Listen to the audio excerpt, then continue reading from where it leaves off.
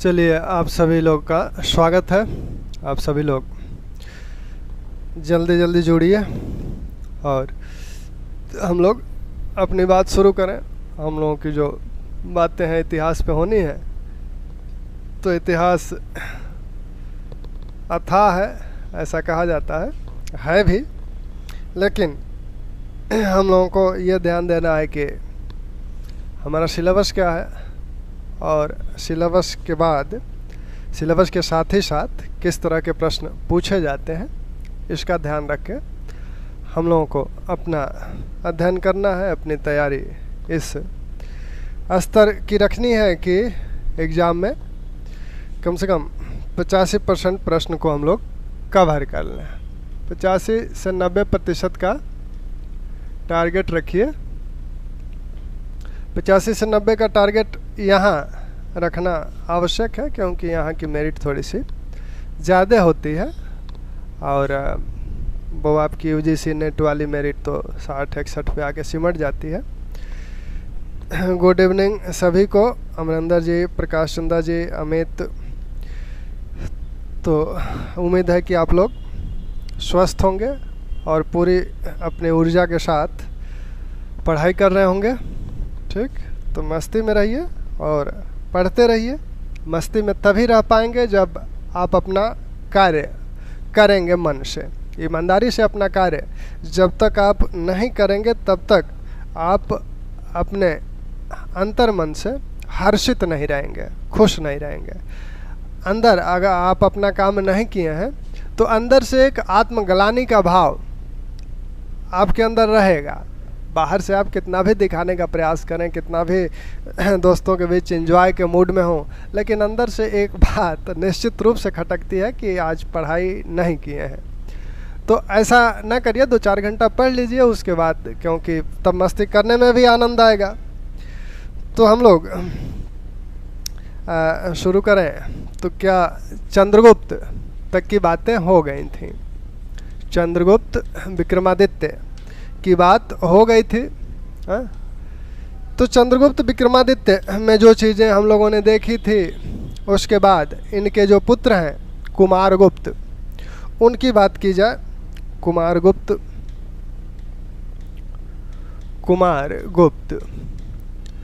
इनके 2 पुत्र माने जाते हैं, पुरुगुप्त और कुमारगुप्त इनके जो पुत्र हैं। तो ये किससे उत्पन्न हुए हैं? चंद्रगुप्त की 2 पत्नियां आपको दिख रही हैं, एक कुबेर नागा, नागवंश की कन्या है, और दूसरी आपकी ध्रुव देवी, जो पहले रामगुप्त की क्या थी, पत्नी थी। तो इनकी चंद्रगुप्त की 2 रामगुप्त की पत्नी थी, बाद में वो चंद्रगुप्त से इनका विवाह हुआ। तो 2 पत्नियां इनकी दिख रही हैं, ध्रुव देवी और ध्रुव स्वामिनी या ध्रुव देवी और कुबेर नागा। तो यहाँ आपने देखा कि कुबेर नागा से एक पुत्री उत्पन्न हुई थी और जिसका नाम था प्रभावती गुप्ता। ये अपनी माता को बताती हैं कि नागकुल से उत्पन्न हुई हैं। और जो कुमारगुप्त हैं, कुमारगुप्त के जो पिता हैं ये चंद्रगुप्त हैं, और इनकी जो माता हैं ये ध्रुव देवी हैं। तो ये ध्रुव देवी से उत्पन्न हुए हैं, ध्रुव देवी से उत्पन्न हुए हैं। तो कुमारगुप्त किससे उत्पन्न हुए हैं? ध्रुव देवी से उत्पन्न हुए हैं। कुमारगुप्त की जो सर्व प्रमुख उपाधि है, इन्हें महेंद्रादित्य के नाम से जाना जाता है। महेंद्रादित्य या महेंद्र इनकी उपाधि है। कुमारगुप्त का शासनकाल शांति का काल है। इसमें इनके द्वारा किसी युद्ध का वर्णन नहीं है। इनके अंतिम समय में एक युद्ध हुआ था और उस युद्ध के सेनापति एक तरह से जो थे वो स्कंदगुप्त थे। तो अंतिम समय में एक युद्ध इनके साथ हुआ है। लेकिन एक लंबा शासनकाल, और गुप्त वंशों में सबसे लंबा शासनकाल इनका है 415 से 455 ईस्वी का शासनकाल है इनका। तो इस लंबे शासनकाल को शांतिपूर्ण तरीके से शासन करना ही इनकी सबसे महत्वपूर्ण उपलब्धि है। हालांकि इनके साम्राज्य को, इनका जो साम्राज्य है कहाँ तक फैला हुआ है, मंदसौर अभिलेख में इनके साम्राज्य को बताया गया है कि इनका साम्राज्य जो है चारों समुद्रों से घिरा हुआ था, तथा ये जो पर्वत हैं कैलाश पर्वत, इसके पयोधर के रूप में कार्य कर रहे थे। और जिस तरह से वाटिकाओं में पुष्प खिलते हैं, तो उसी प्रकार की इसकी हंसी थी। तो मंदसौर अभिलेख में इनके साम्राज्य का वर्णन या विवरण इस तरह से दिया जा रहा है। कुमारगुप्त के सर्वाधिक अभिलेख कुमारगुप्त को मिले हैं, और सर्वाधिक सिक्के के जो है, सर्वाधिक प्रकार के सिक्के भी कुमारगुप्त के ही हैं।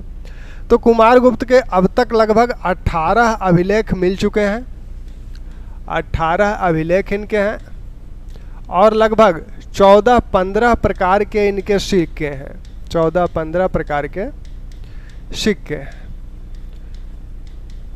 तो सर्वाधिक अभिलेख इन्हीं के हैं, गुप्त शासकों में सर्वाधिक अभिलेख इनके हैं, और सर्वाधिक प्रकार के सिक्के भी इन्हीं के हैं। सर्वाधिक सिक्के तो हैं ही, साथ में सर्वाधिक सुंदर सिक्के भी इन्हीं के हैं। सर्वाधिक सुंदर सिक्के जो माने जाते हैं वो भी कुमारगुप्त के ही माने जाते हैं, और उसमें भी जो मयूर प्रकार का सिक्का है वह सबसे सुंदर सिक्का, गुप्त काल का सबसे सुंदर सिक्का माना जाता है, मयूर प्रकार का जो है वो। तो इस प्रकार अब इनके अभिलेख जो हैं, इनके अभिलेखों में क्या कहा गया है, यहीं से इनसे सर्वाधिक प्रश्न बनते हैं।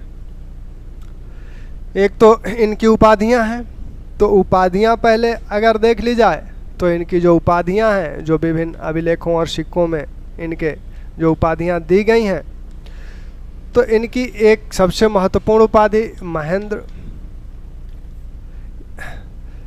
अश्वमेघ महेंद्र, अश्वमेघ महेंद्र, महेंद्र सिंह, महेंद्र सिंह। तो इस तरह की महेंद्र जोड़ के इनकी कुछ उपाधियां हैं। एक उपाधि वैनसांग बताते हैं, शक्रादित्य, शक्रादित्य। यह जो है महेंद्रादित्य के प्रवाची है, महेंद्रादित्य की प्रवाची उपाधि है। तो वो शक्रादित्य कहता है वैनसांग कि शक्रादित्य ने ही क्या किया था, नालंदा महाविहार का स्थापना करवाया था, उसका निर्माण करवाया था। तो नालंदा विश्वविद्यालय के संस्थापक भी यही माने जाते हैं वैनसांग के अनुसार। तो शक्रादित्य भी वो कहता है। इसके साथ इनकी जो अन्य उपाधियां हैं, अन्य उपाधियों में गुप्त कुल व्योमशशी, गुप्त कुल व्योम शशि, गुप्त कुलामल चंद, गुप्त कुलामल, कुलामल चंद।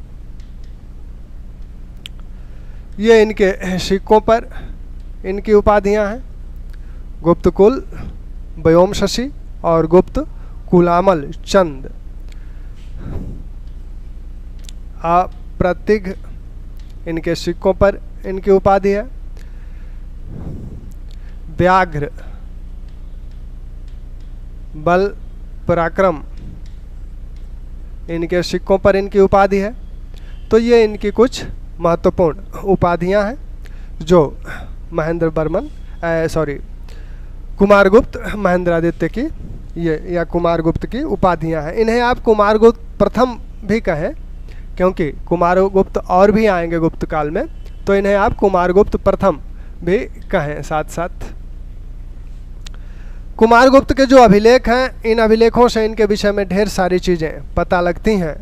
तो जो महत्वपूर्ण अभिलेख हैं इनके, इन अभिलेखों को अगर देखा जाए तो जो प्रमुख अभिलेख है इनका, सबसे पहला इनके शासनकाल का सबसे पहला अभिलेख जो है बिलशद अभिलेख है। बिलशद अभिलेख,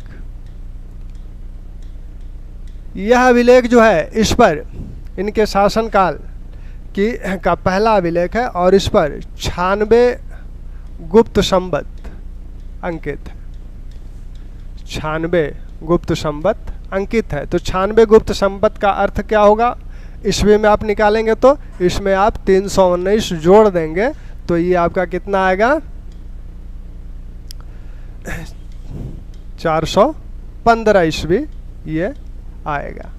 तो 96 गुप्त संवत इस विलसद अभिलेख पर इनके प्रारंभिक तिथि इसी से पता लगता है, इस विलसद अभिलेख से ही। इस विलसद अभिलेख में कुछ चीज़ें बताई गई हैं, जैसे दत्त देवी का उल्लेख है इसमें आपके ध्रुव देवी का उल्लेख है। इस अभिलेख को जारी किया था ध्रुव शर्मा नामक व्यक्ति ने। ध्रुव शर्मा नामक व्यक्ति ने इस अभिलेख को जारी किया था। इसी अभिलेख में समुद्रगुप्त के विषय में कुछ बातें बताई गई है। उसमें बताया गया है कि समुद्रगुप्त ने चिरकाल से जो अश्वमेध यज्ञ छोड़ा गया था, अश्वमेध यज्ञ नहीं किया जा रहा था, उसको समुद्रगुप्त ने शुरू किया था। हालांकि यह बात पूरी तरह से सही नहीं है, क्योंकि अश्वमेध यज्ञ इन्होंने, इनके पहले भी मौर्यों के बाद कई अश्वमेध यज्ञ हो चुके हैं, तो यह चिरकाल से नहीं कहा जा सकता। फिर भी यहाँ जो कहा गया है कि चिरकाल से छोड़े गए अश्वमेध यज्ञ को समुद्रगुप्त ने प्रारंभ किया, पुनः प्रारंभ किया। तो ये बात भी इस विलसद अभिलेख से पता लगती है। विलसद अभिलेख के बाद जो इनका महत्वपूर्ण अभिलेख है वो आपका मंदसौर अभिलेख है। मंदसौर अभिलेख, यह आपका मंदसौर का एक नाम दशपुर भी है, दशपुर। इस अभिलेख को जारी किया था वत्स भट्टी नामक व्यक्ति ने, वत्स भट्टी। यहाँ एक मंदिर बनवाने का उल्लेख है। और इस अभिलेख में बताया गया है कि यहाँ का जो गवर्नर था, राज्यपाल जो था, वह बंधु वर्मा था। यहाँ का जो राज्यपाल था वह बंधु वर्मा था। इसी अभिलेख में यह बताया गया है कि बुनकरों, रेशमी बुनकरों की श्रेणी यानी तंतुवाय या कौलिक श्रेणी, तंतुवाय या कौलिक श्रेणी लाट क्षेत्र से, लाट यानी गुजरात क्षेत्र से श्रेणी लाट क्षेत्र से कहाँ आके बस गई थी, यहाँ मंदसौर में आके बस गई थी। मंदसौर में आके बस गई थी।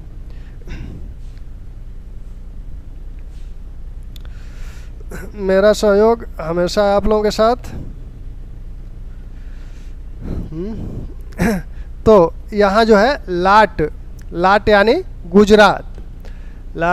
गुजरात से यह श्रेणी कहाँ आके बस गई थी, यह श्रेणी मंदसौर में आके बस गई थी। और यहाँ इसने एक सूर्य मंदिर, यहाँ वत्सभट्टी द्वारा एक सूर्य मंदिर का निर्माण कराए जाने का विवरण है इसमें।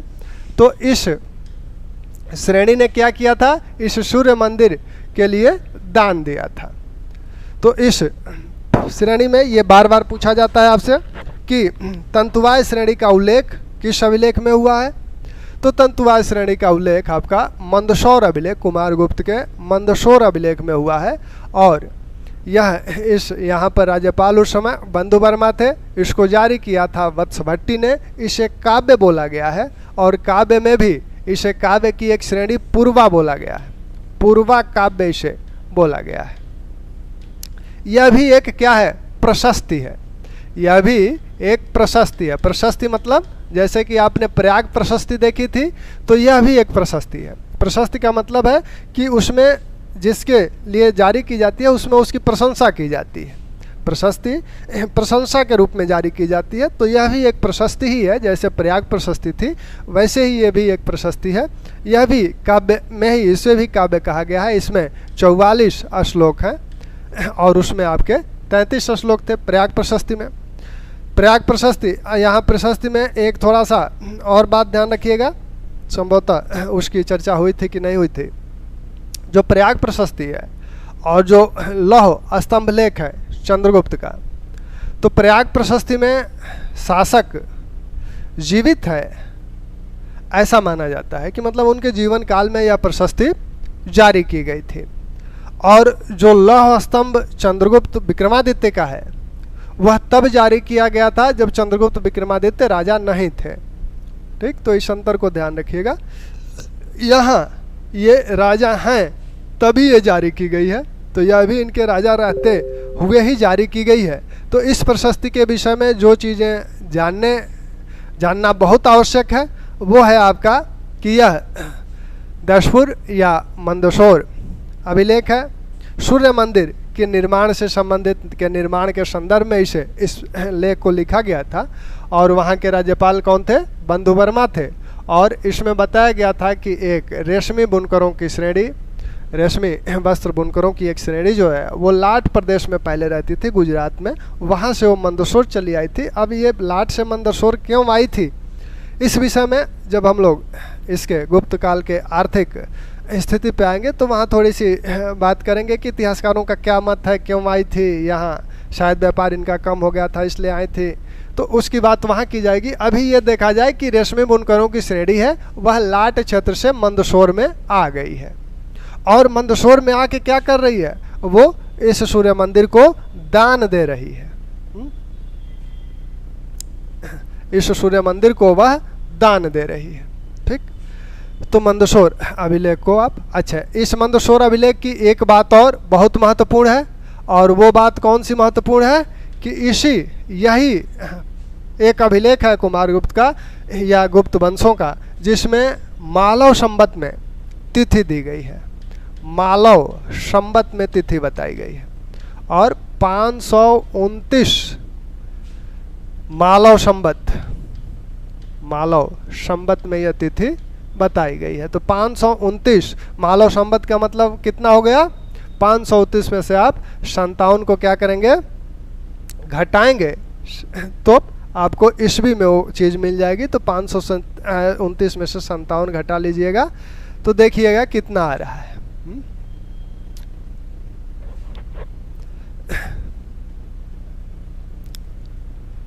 तो ये आपका मालव संवत में ये तिथि है, इस बात का भी ध्यान रखिएगा। मंदसौर अभिलेख की ये महत्वपूर्ण विशेषताएं हैं। दूसरा जो इनका अभिलेख है वो आपका मनकुंवर इलाहाबाद से ही है। मनकुंवर अभिलेख यह किसी बुद्ध मित्र नामक व्यक्ति द्वारा जारी किया गया था और यह एक बुद्ध मूर्ति पर है, एक बौद्ध मूर्ति पर यह लेख अंकित है। तो इसलिए माना जाता है कि यह मूर्ति स्थापना के संदर्भ में यह लेख जारी किया गया था। गढ़वा लेख, गढ़वा अभिलेख इनका जो है, यह अभिलेख, इस अभिलेख में यह बताया गया है कि किसी दान के संदर्भ में 10 या 12 दिनार दान देने का उल्लेख है। इसमें दान देने का उल्लेख। अब इसका मतलब क्या है, ये 10 या 12 दिनार दान का जो उल्लेख है, तो यहाँ जो दिनार शब्द आया है यह हम लोगों के लिए महत्वपूर्ण है क्योंकि यह सिक्का है। तो यह सिक्का दिनार, स्वर्ण सिक्का दिनार बोला जाता था गुप्त काल में, इसका आभास यहाँ से होता है। यह स्वर्ण सिक्का है, तो स्वर्ण सिक्का को क्या कहा जाता था, दिनार कहा जाता था। यह किस अभिलेख से इसकी पुष्टि हो रही है, तो गढ़वा अभिलेख में इसकी बात कही गई है। इसी में आपके यहाँ के शासक की भी बात बताई जाती है, घटोत्कच गुप्त। घटोत्कच गुप्त, एक तो घटोत्कच शासक आप देख रहे हैं वो आपके गुप्त वंश के दूसरे शासक हैं और कुछ अभिलेखों में उन्हें प्रथम शासक भी माना गया है। लेकिन ये घटोत्कच गुप्त जो हैं ये यहाँ के स्थानीय शासक हैं, यहाँ के राज्यपाल हैं। ठीक, ये राज्यपाल हैं यहाँ के। मथुरा, मथुरा से भी इनका लेख है, मथुरा लेख, यह जैन धर्म से संबंधित लेख है, जैन धर्म से संबंधित है।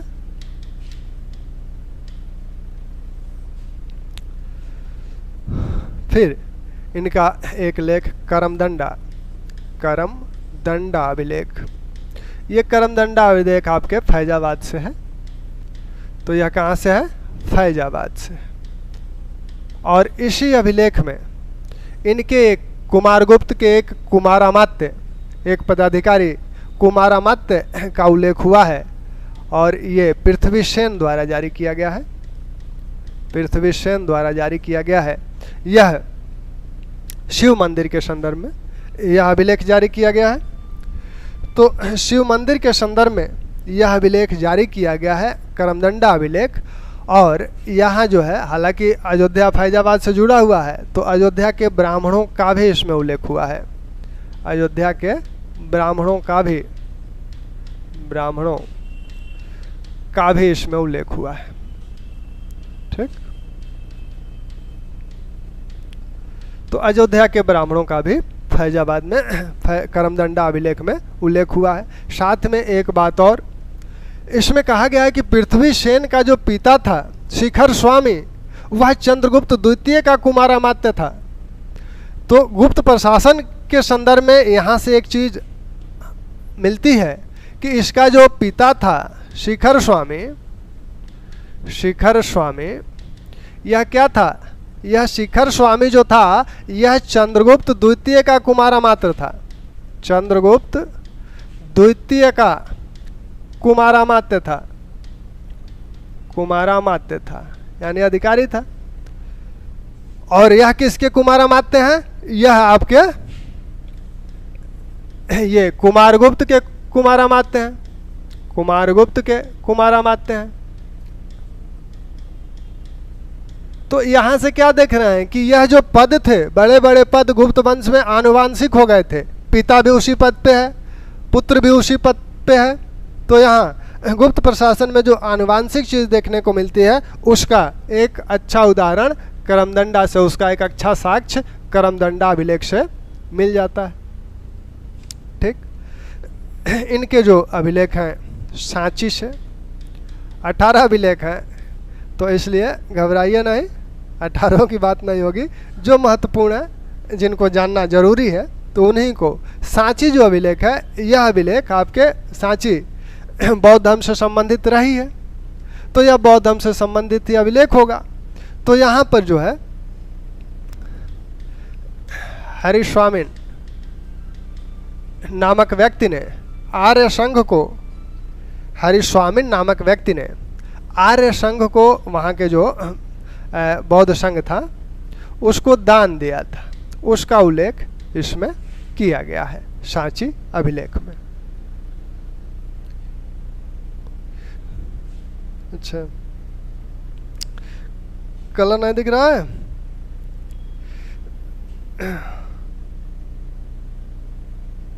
हाँ? इसको चेंज करें, ब्लैक कर दें। तो आपके इसने हरिस्वामी नाम एक व्यक्ति ने सांची में इस बौद्ध संघ को दान दिया था, इसका उल्लेख इसमें मिलता है। साथ में आपके मथुरा का उल्लेख हो ही गया था। अब बंगाल से, बांग्लादेश से कुछ इनके अभिलेख हैं जो ताम्रपत्र हैं। ये तो अभिलेख, अच्छा, ऐसा एक अभिलेख इनका उदयगिरी से भी है, गुहा लेख है ये, उदयगिरी की पहाड़ियों पे जो गुफाएं बनाई गई थी, वहाँ से एक अभिलेख है। तो यहाँ शंकर नामक व्यक्ति ने क्या किया था? पार्श्वनाथ की एक मूर्ति स्थापित कराई थी, पार्श्वनाथ की मूर्ति स्थापित कराई थी, उसका उल्लेख इसमें हुआ है। और यहाँ जो सांची है, सांची में इसी समय कुमारगुप्त के समय ही सांची स्तूप के चारों ओर बुद्ध की मूर्तियाँ, भिन्न भिन्न रूपों की बुद्ध की 4 मूर्तियाँ स्थापित कराई गई थी। तो उसका भी चतुर्बुधासन इसे बोला जाता है। तो 4 बुद्ध की मूर्तियां इसी समय स्थापित कराई गई थी। इसका भी उल्लेख इस अभिलेख में होता है।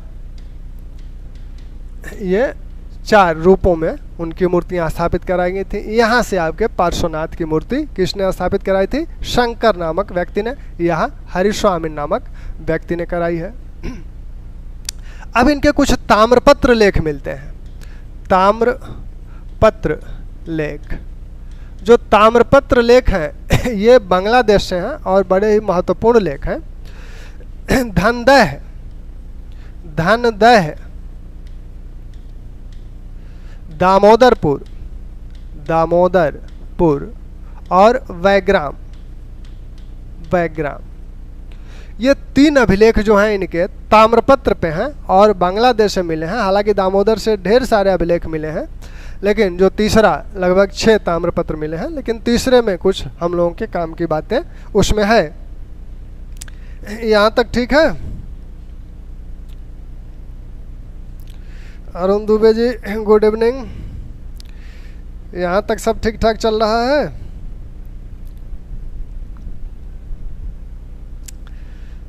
कुमार गुप्त के विषय में सब अच्छा चल रहा है ना? एक अच्छे शासक हैं गुप्त वंश के, और ऐसे शासक हैं, हालांकि इनके शासनकाल में बहुत युद्ध वगैरह नहीं देखने को मिल रहा है, तो इसलिए मज़ा नहीं आ रहा है। तो इतिहास का मतलब सिर्फ युद्ध ही नहीं है, शांति काल में ही विकास होता है, और विकास की जो प्राथमिक शर्त होती है वो शांति होती है।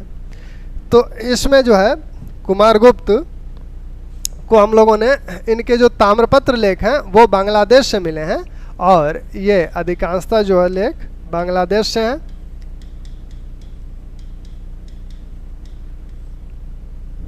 धनदह ताम्रपत्र, इसमें वराह स्वामिन, वराह स्वामिन नामक, स्वामिन नामक एक ब्राह्मण को, एक ब्राह्मण को भूमिदान देने का उल्लेख है। भूमिदान देने का उल्लेख है। वराह स्वामिन नामक एक ब्राह्मण को यहाँ भूमिदान देने का उल्लेख इस धनदह ताम्रपत्र में है। वैसे ही वैग्राम ताम्रपत्र में गोविंद स्वामी के मंदिर को भूमिदान, गोविंद स्वामी के मंदिर को 1 ग्राम दान में देने का उल्लेख है। दान में देने का उल्लेख है। ठीक, अभी दामोदरपुर छोड़े हैं। तो भूमिदान देने का उल्लेख दोनों में है, धनदह में भी है और वैग्राम में भी है। धनदह में किसको है? वराह स्वामी नामक ब्राह्मण को है, और वैग्राम में गोविंद स्वामी के मंदिर को ग्रामदान देने का उल्लेख है। यह जो दामोदरपुर ताम्रपत्र है यह बड़ा महत्वपूर्ण ताम्रपत्र है, क्योंकि इस ताम्रपत्र में यह कहा गया है कि यह जो दामोदरपुर क्षेत्र है इसे पुंडवर्धन बोला गया है। यह जो क्षेत्र है इसे पुंडवर्धन बोला गया है। तो ये आपसे पूछा जाए कि पुंडवर्धन कहाँ था, किस क्षेत्र में, किसको पुंडवर्धन बोला जाता था, तो ये बंगाल में था, और बंगाल वाले क्षेत्र को, उत्तरी बंगाल वाले क्षेत्र को पुंडवर्धन बोला गया है। और यहाँ का जो राज्यपाल था वो चिरादत्त था, चिरादत्त था। यहाँ का राज्यपाल इस अभिलेख के अनुसार चिरादत्त था। इस अभिलेख में यह बताया गया है, इस समय भूमि के क्रय विक्रय के भी विषय में यहाँ इस अभिलेख में बताया गया है। साथ में इस अभिलेख में जो गुप्त प्रशासन के अधिकारी हैं उन अधिकारियों का उल्लेख हुआ है। जैसे आपके प्रणाम शशांक जी, खुश रहिए। देर से नेटवर्क नहीं था क्या? अच्छा वो हाँ सर नमस्कार। अच्छा मैं पहचाना नहीं आपको।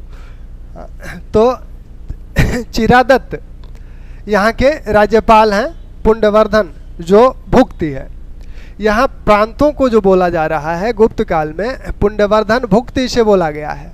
तो भुक्ति, यहाँ भुक्ति को गुप्त काल में प्रांत को भुक्ति बोला जाता था। यह बात भी इन अभिलेखों से पता लगती है कि गुप्त काल में प्रांत को क्या बोला जाता था, भुक्ति बोला जाता था। तो ये पुण्यवर्धन भुक्ति के राज्यपाल हैं चिरादत्त। इन्हें उपरिक बोला जाता था, जो राज्यपाल होते थे उनको। तो गुप्त प्रशासन में इसकी बात होगी। तो ये राज्यपाल हैं। इस दामोदरपुर ताम्रपत्र में विभिन्न अधिकारियों का उल्लेख हुआ है। अष्टकुलाधिकारी है, ग्रामिक है, महतर है। तो इन अधिकारियों का, विभिन्न अधिकारियों का उल्लेख हुआ है। विभिन्न अधिकारियों का उल्लेख भी इसी ताम्रपत्र में होता है। अधिकारियों का उल्लेख, अष्टकुलाधिकारी, अष्टकुलाधिकारी, ग्रामिक, महतर। तो इन अधिकारियों का उल्लेख है। साथ में इसी में कुछ सार्थवाहों, एक सार्थवाह बुद्धमित्र का उल्लेख है। एक सार्थवाह बुद्धमित्र का उल्लेख है। इसी में एक नगर श्रेष्ठी का भी उल्लेख है। इसी में एक प्रथम कुलिक का भी उल्लेख है। तो अगर ये कहा जाता है कि इन अधिकारियों का, विभिन्न अधिकारियों का किस अभिलेख में उल्लेख है, तो वो दामोदरपुर ताम्रपत्र लेख है। अगर ये कहा जाए कि भूमिदान या ग्रामदान का उल्लेख कहाँ हुआ है, तो आपके धनदाह और वैग्राम ताम्रपत्र लेख हैं। तो ये कुछ महत्वपूर्ण अभिलेख थे कुमारगुप्त के। कुमारगुप्त के इन अभिलेखों में जो भी चीज़ें यहाँ चर्चा की गई वो सब महत्वपूर्ण चीज़ें हैं। इसमें कोई चीज़ ऐसी नहीं है जिसे आप हटा सकें। इनमें विभिन्न अधिकारियों की चर्चा की गई है, विभिन्न राज्यपालों की चर्चा की गई है। अभी तक आपने जिन अभिलेखों को देखा तो उनमें किन किन अधिकारियों की, किन किन राज्यपालों की चर्चा की गई है, इनको देखें। तो आपने देखा एक राज्यपाल बंधु वर्मा का उल्लेख अभी मिला था आपको। एक पृथ्वी सेन का उल्लेख मिला था। एक आपके घटोत्कच गुप्त का उल्लेख मिला था। घटोत्कच गुप्त का उल्लेख मिला था। एक आपने अभी देखा चिरादत्त का उल्लेख मिला था। चिरादत्त का उल्लेख मिला था। ये कहाँ के राज्यपाल हैं? ये दशपुर मंदसौर वाले क्षेत्र के राज्यपाल हैं। ये कहाँ के हैं? ये आपके अयोध्या, फैजाबाद से ये लेख मिला है, तो अयोध्या क्षेत्र के ये राज्यपाल हैं। घटोत्कच गुप्त कहाँ के हैं? ये आपका गढ़वा जो मिला था, गढ़वा लेख यहाँ से। और चिरादत्त आपके पुंडवर्धन के राज्यपाल हैं। तो इन राज्यपालों की भी अगर बात की जाए कि किस अभिलेख में इनका उल्लेख हुआ है, तो मंदसौर अभिलेख में इनका है, ये करमदंडा अभिलेख में है, ये आपके गढ़वा अभिलेख में है, ये आपके दामोदरपुर ताम्रपत्र लेख में है। तो कुमारगुप्त के ये अभिलेख हैं। कुमारगुप्त ने विभिन्न प्रकार के सिक्कों को भी जारी किया था। हालांकि सिक्कों को डिटेल हम लोग बाद में करेंगे, लेकिन यहाँ जिन सिक्कों को जारी किए थे, जैसे खग निहंता प्रकार का सिक्का, खड़गधारी प्रकार का सिक्का, अश्वरोही प्रकार का सिक्का, अश्वमेघ प्रकार का सिक्का, कार्तिकेय या मयूर प्रकार का सिक्का, अप्रतिघ प्रकार का सिक्का, ये इनके कुछ नए सिक्के हैं। ये कहा जाता है कि इन्होंने विक्रमादित्य की भी उपाधि धारण की थी, ऐसा कहा जाता है। यह जो दामोदरपुर ताम्रपत्र लेख आपको जो दिखा, इसमें इन्हें पृथ्वीपति भी बोला गया है। यह दामोदरपुर जो ताम्रपत्र लेख है, इसमें कुमारगुप्त को पृथ्वीपति भी बोला गया था।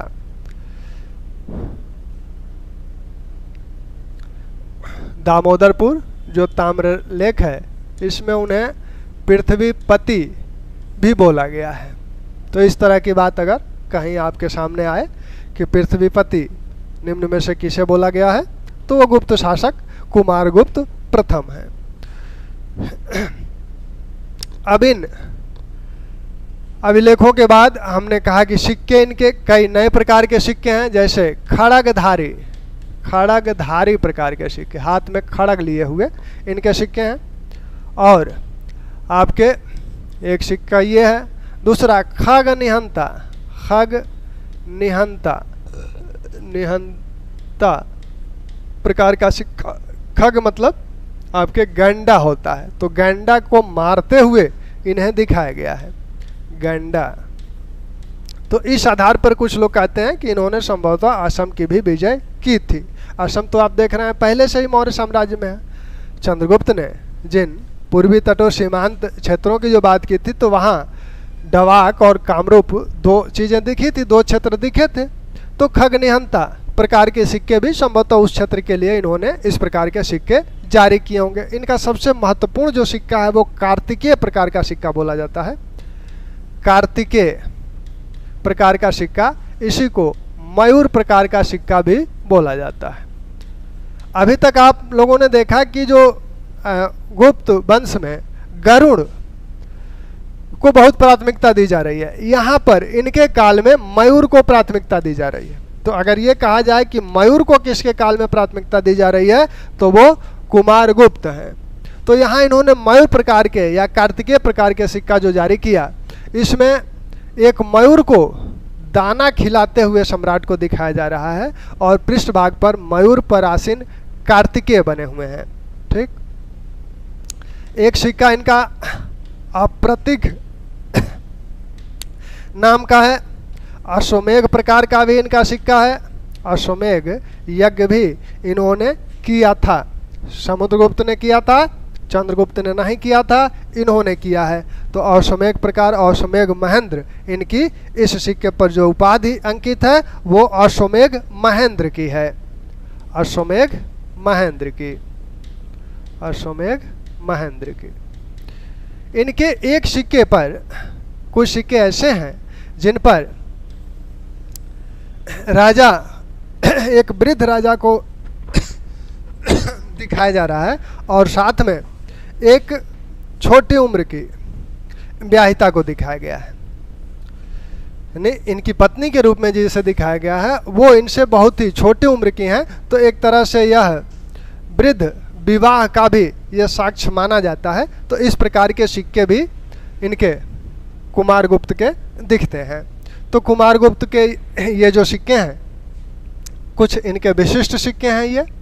तो इन सिक्कों का, इसी में ये कहा जाता है कि इन्होंने भी वीणा वादन प्रकार का एक सिक्का जारी किया था। हालांकि मूल रूप से वीणा वादन का जो सिक्का है वो आपका समुद्रगुप्त का है। इनके कुछ सिक्के ऐसे मिले हैं जिसमें आपको दिखता है कि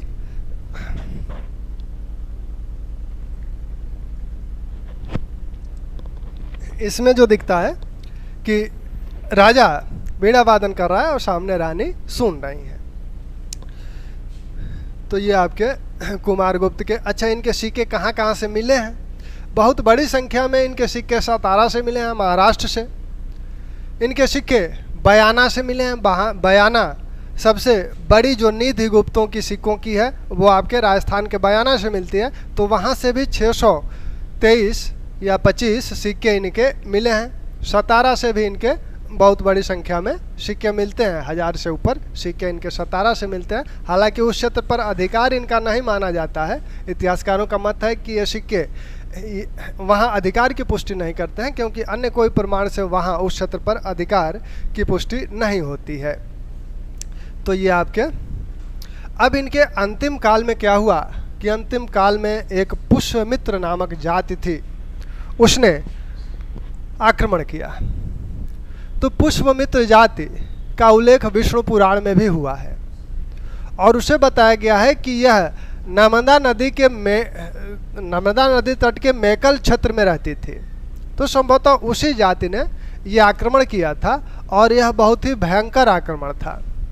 और इनके जो पुत्र हैं अस्कंदगुप्त, उन्होंने पुष्यमित्र जातियों का पराजित किया उन्हें। और माना जाता है, कहा जाता है कि ये इतना भयंकर आक्रमण था कि अस्कंदगुप्त 3 रात सो नहीं पाए थे।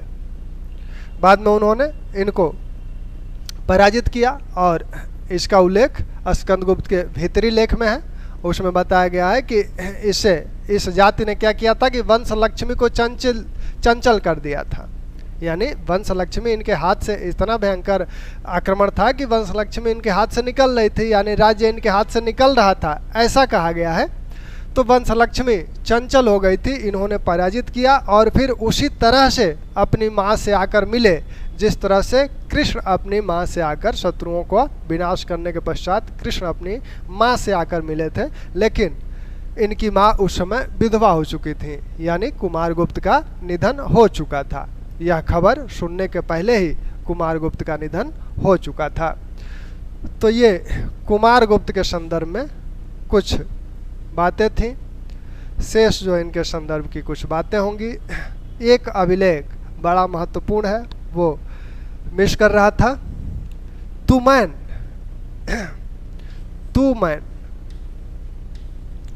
अभिलेख, यह जो तुमैन अभिलेख है ये ग्वालियर से, और इस अभिलेख में कुमारगुप्त की तुलना किससे की गई है? शरदकालीन सूर्य से। शरदकालीन सूर्य कितना अच्छा लगता है। शरद काल में आप धूप लेने के लिए लालायित रहते हैं, जहाँ धूप निकलती है वहीं जाके बैठ जाते हैं। तो इनकी तुलना उसी सूर्य से की गई है, शरदकालीन सूर्य से की गई है। इस अभिलेख में शरदकालीन सूर्य से की गई है। मंदसौर अभिलेख में क्या कहा गया था? मंदसौर अभिलेख में इनकी साम्राज्य सीमा का निर्धारण किया गया था। कहा गया था कि चारों ओर से समुद्र से घिरा हुआ है, साथ में ये जो कैलाश पर्वत है इसके पयोधर के रूप में कार्य कर रहा है। और सम्राट कैसा है? सम्राट जो वाटिकाओं में पुष्प खिलते हैं उस प्रकार से सम्राट की हंसी है। यानी राजा की तुलना, राजा के हंसी की तुलना किससे की जा रही है? वाटिकाओं में खिले हुए पुष्पों से। वो किस अभिलेख में की जा रही है? मंदसौर अभिलेख में। यहाँ उसकी तुलना किससे की गई है? शरदकालीन सूर्य से की गई है। तो कुमारगुप्त हो गए,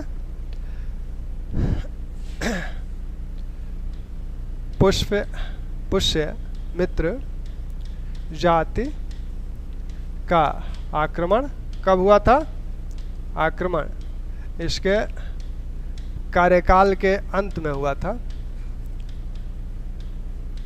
अंत में इसका उल्लेख किस में मिलता है? इसका उल्लेख स्कंदगुप्त के भीतरी लेख में मिलता है। स्कंदगुप्त के भीतरी लेख में इस पुष्यमित्र जाति का उल्लेख मिलता है। ये पुष्यमित्र जाति कहाँ थी? विष्णु पुराण के अनुसार, विष्णु पुराण के अनुसार यह जाति नर्मदा तट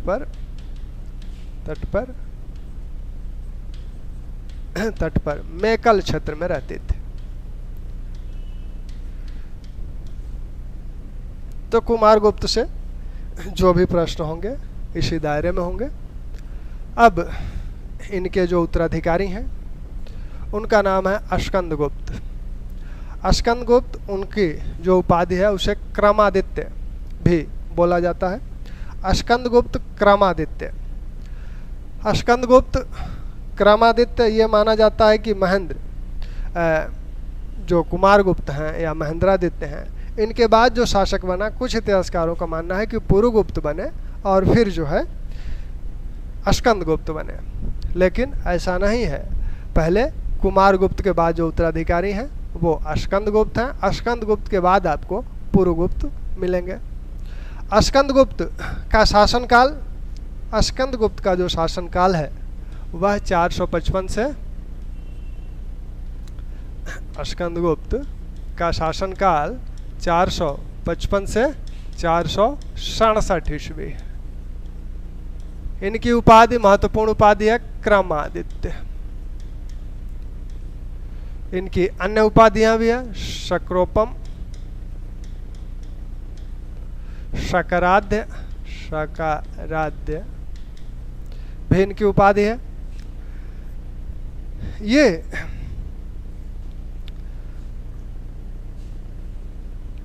इनके समय में आप देख रहे हैं कि इन्होंने युवराज रहते हुए ही किससे युद्ध किया? पुष्यमित्र जाति से इनका युद्ध हुआ। पुष्यमित्र जाति का आक्रमण इन्हीं के हालांकि आक्रमण हुआ था कुमारगुप्त प्रथम के काल में, लेकिन सेनापतित्व इन्होंने किया और पराजित करने के बाद इन्होंने, क्योंकि इस समय जब पराजित किए, जब इनकी विजय हुई, तब तक कुमारगुप्त का निधन हो चुका था। तो यहाँ कहा जाता है कि वंश लक्ष्मी चंचल हो गए थे।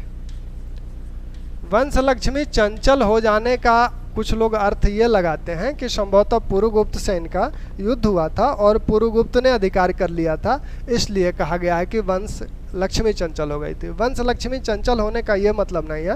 वंश लक्ष्मी जब चंचल होंगी तो इस वंश से वो दूसरे वंश में जाएंगी, और यह किसी बाहरी राज्य या बाहरी शक्ति के द्वारा ही किया जा सकता है। तो ये वंश लक्ष्मी जो चंचल हुई थी आपके पुष्यमित्रों के कारण हुई थी, ऐसा मानना ज़्यादा तर्कसंगत है। उत्तराधिकार युद्ध के संदर्भ में नहीं चंचल हुई थी।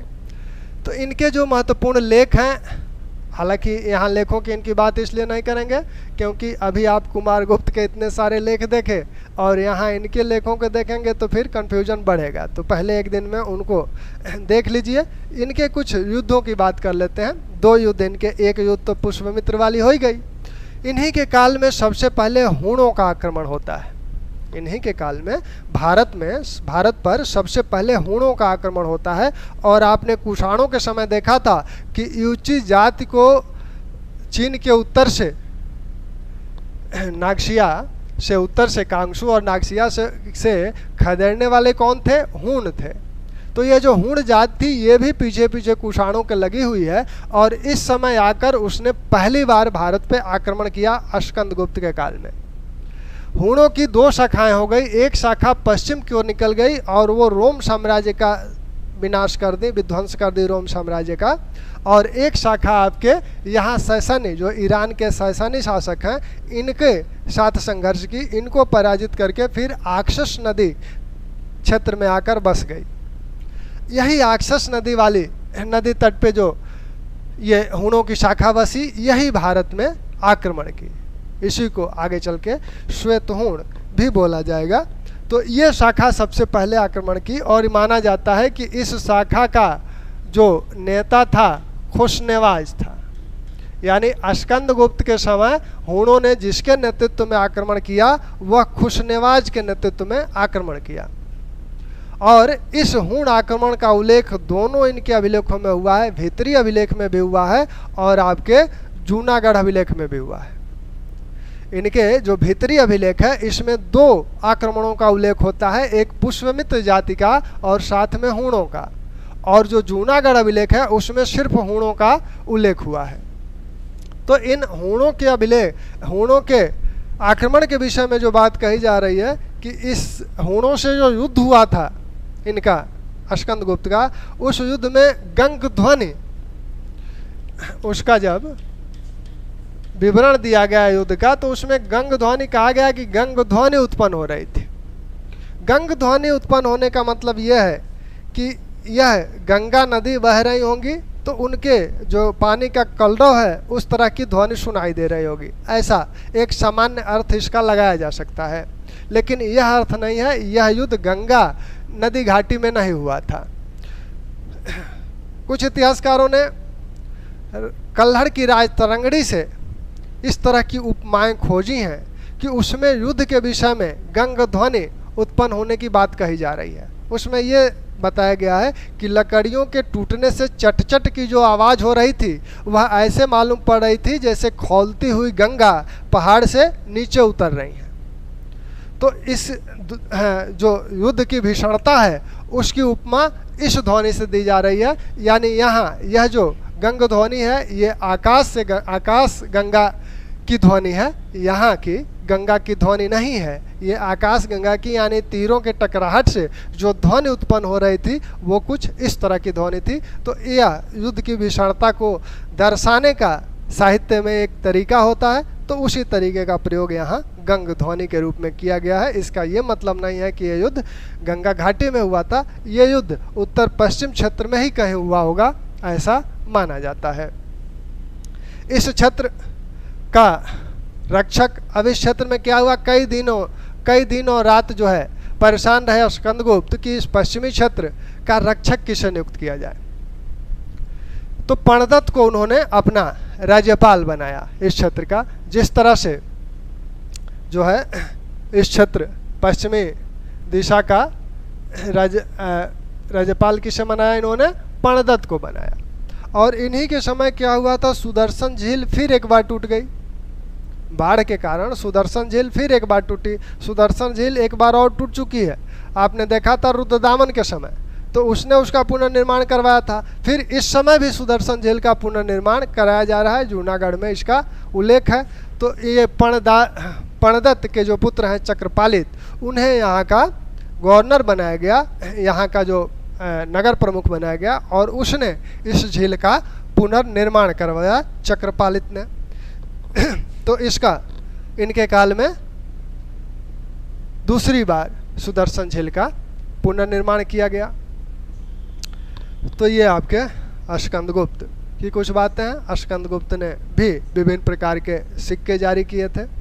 इनके भी कुछ नए प्रकार के सिक्के हैं, और इनके जो लेख हैं, जिसमें आपके 2 महत्वपूर्ण लेख आपको दिख ही रहे हैं, कुछ और इनके लेख हैं उनकी चर्चा कर ली जाएगी।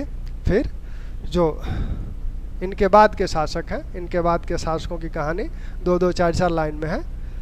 ठीक, धन्यवाद।